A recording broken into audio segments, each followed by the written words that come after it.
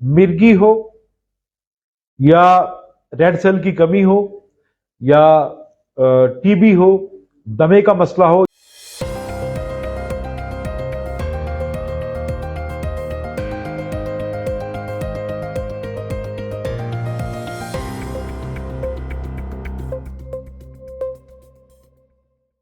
मिर्गी हो या रेड सेल की कमी हो या टीबी हो, दमे का मसला हो, ये मर्ज़े नोट कर ले। इतने मर्जों के लिए मैं एक चीज आपके सामने रखता हूं। टीबी के लिए तो मिर्गी के लिए तो आसान सा इलाज आपके सामने रखता हूं। आजकल ना जो है ना अक जिसको हम कहते हैं, मदार भी कहते हैं, फारसी में मदार कहते हैं, लेकिन अक के नाम से हमारे पंजाब में जाना जाता है।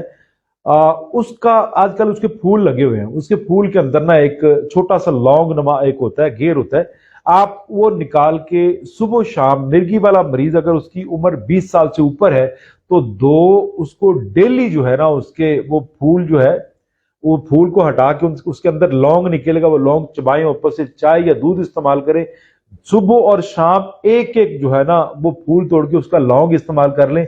मेरे रब के हुक्म से इंशाल्लाह इंशाल्लाह मिर्गी जो है ना दफा हो जाएगी। ये इलाज, ये जो चीज है मैंने दमे के लिए बताई, मैंने रेड सेल की कमी के लिए बताई, इसके अलावा मैंने ये टीबी के लिए भी यही चीज बताई है। तो आंखें बंद करके इस्तेमाल करें। हमारे जो अनपढ़ लोग हैं वो कहेंगे ये तो पॉइजन है, ये तो जहर है, ना इस्तेमाल करें। लेकिन बात यह है कि सदियों से ये चीजें जो है ना इस्तेमाल होती आ रही। जो अक है ना, अक ये सांप के जहर को खत्म करता है।